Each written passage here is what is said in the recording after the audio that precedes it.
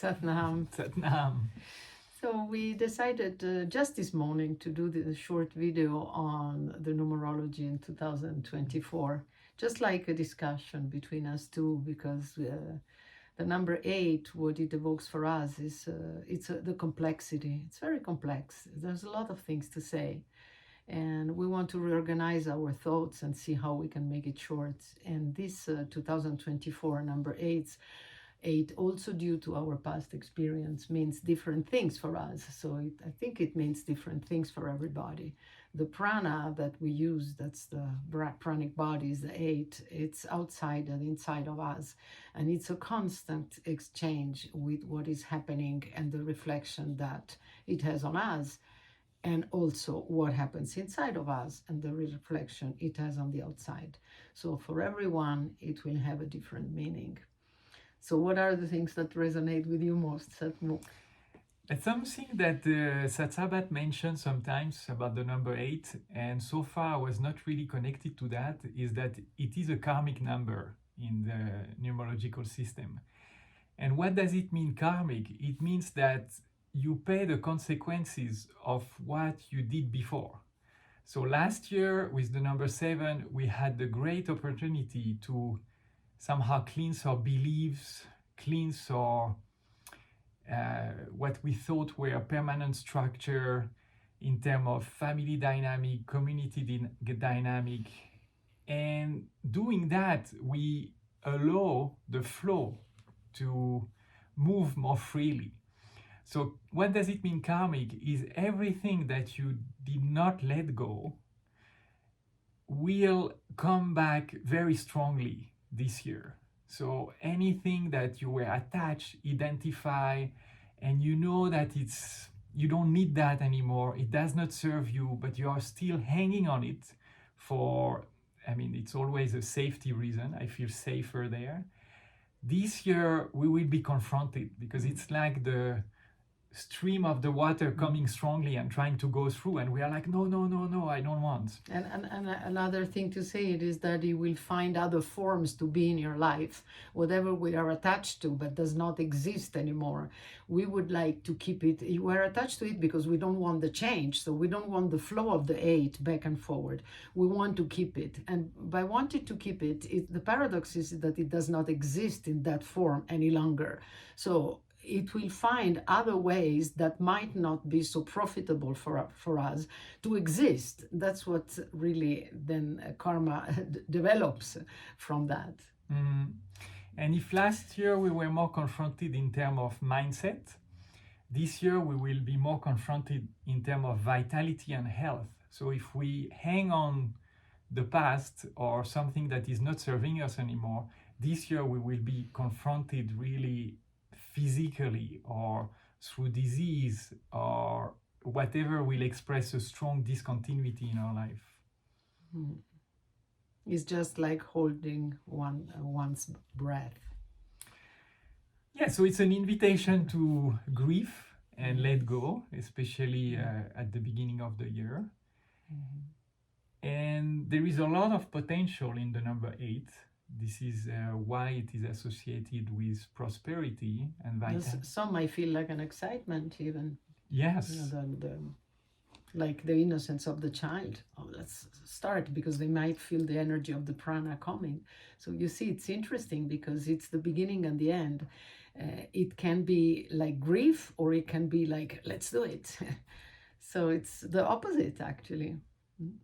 Yes. Whatever is there for us individually, we should just accept it and live through it, have the courage to live. And number 8 for me, it's a lot about that, having the courage to live and not consider this life permanent, because this is what makes us death, frozen death.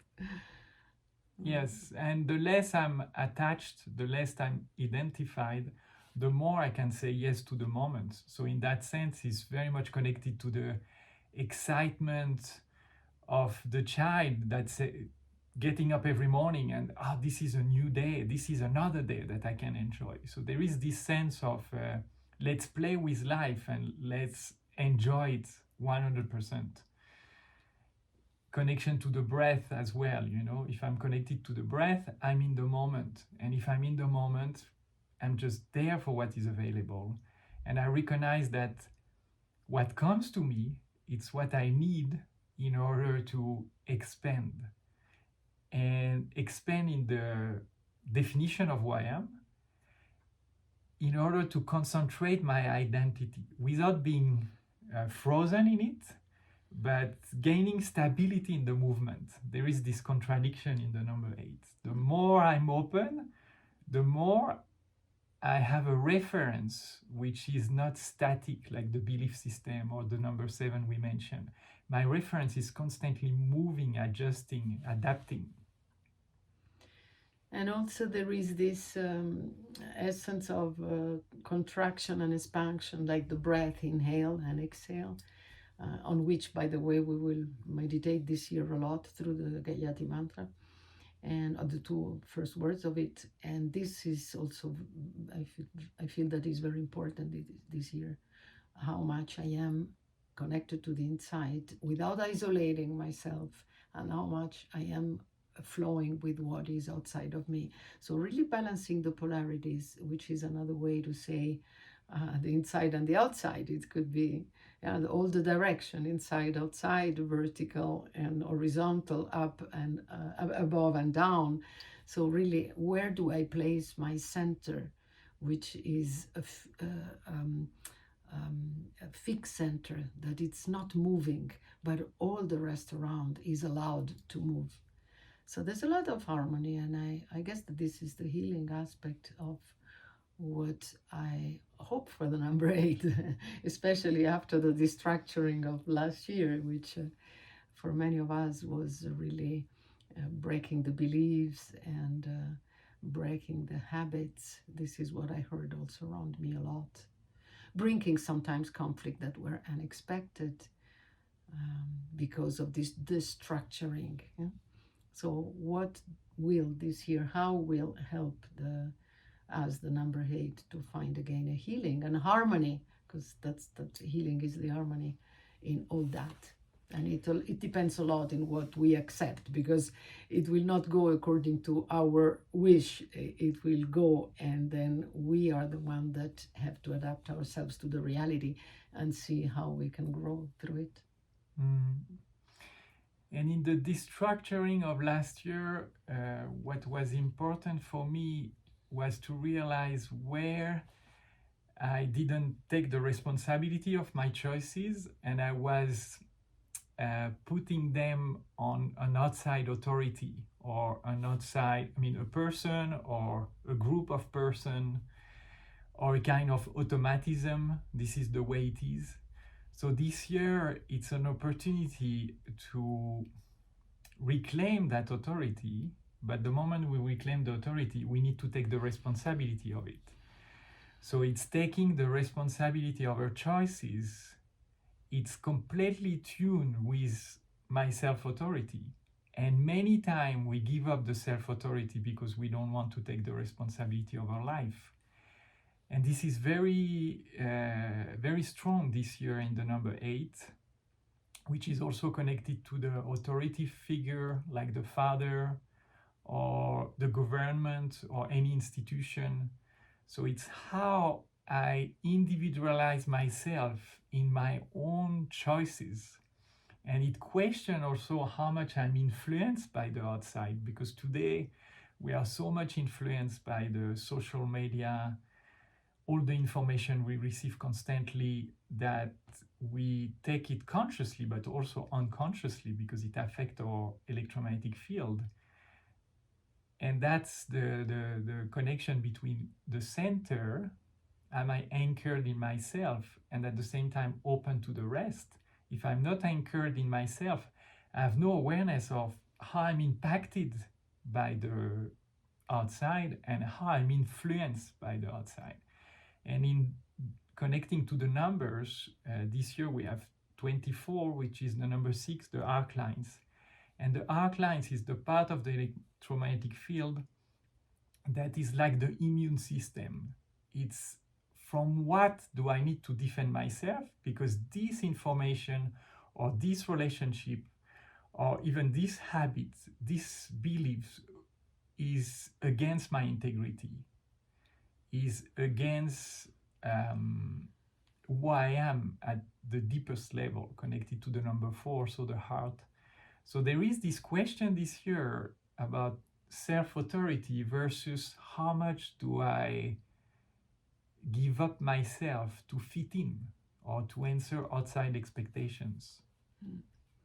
Now, this play between the 6 and the 8, I've seen also in terms of past and present. Since the beginning of the years, I had a lot of thoughts concerning my past, and they just came up like this. And I found myself, which usually don't have many regrets, I found myself looking for parallel reality, which could have been in order to avoid the pain of the past, the things that for me were painful. And I had these fantasies, which belongs to the 8, the dream, so the dream state. I had this fantasy, oh, and if it going this way, it could have gone this way. And I realized that by giving life to that, there was no end anymore. I was completely lost in all the many possibilities.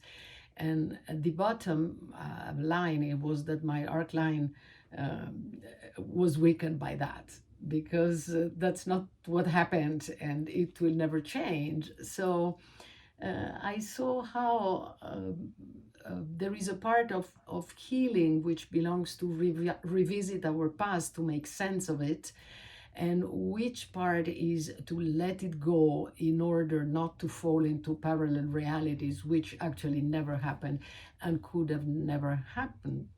So that I found interesting also in terms of flow of energy and of the number 8, which is just the present, is my breath right now. So if I get lost in the past or in the hope of the future, I am not here to breathe, and my arc line will become very, very weak.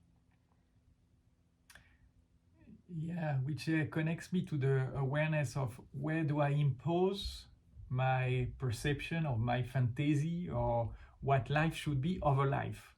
So it's an opportunity this year also to become very aware of our mechanism of control.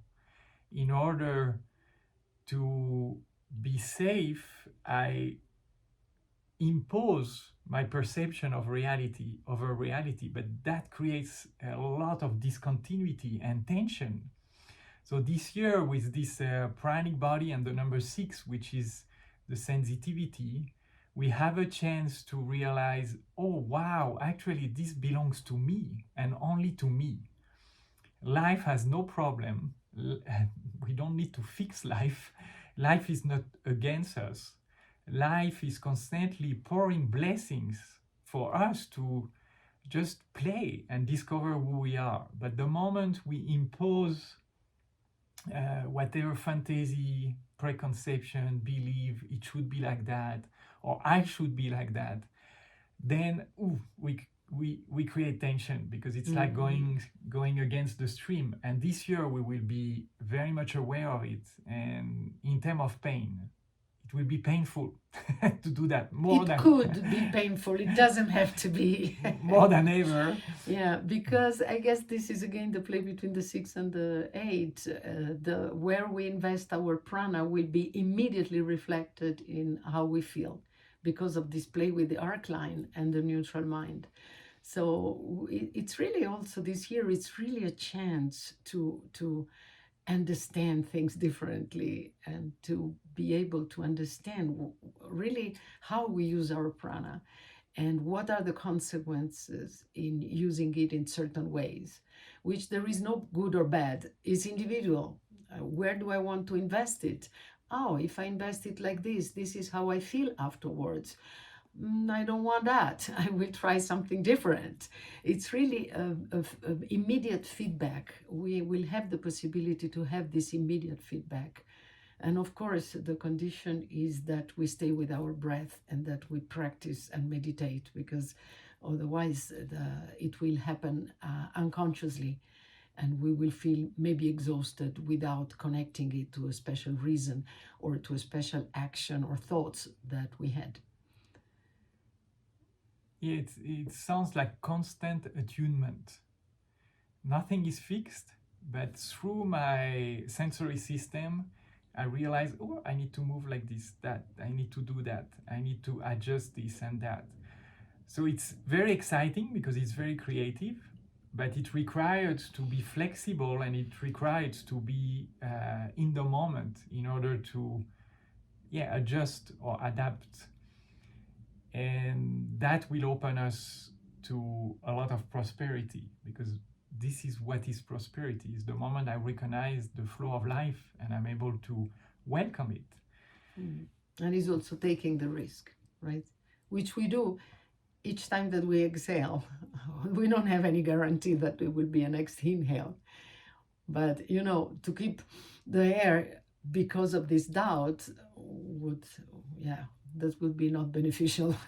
So we do that with the breath. Everyone does it with the breath. But in other fields, many of us do not like risks. We don't want to let go what has already worked, or even what didn't work, but at least is known. So we remain attached to pain, and this is what agony is, right? And this year we really have a chance to approach life the way we breathe, letting it go at every minute with the exhale.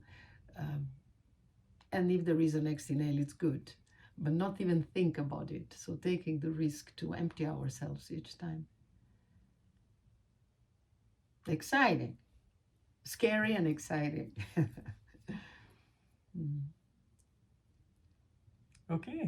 Okay, so let's see what it brings us. Maybe we will rewatch this video at the end of the year and we see what made sense and why and how it made sense.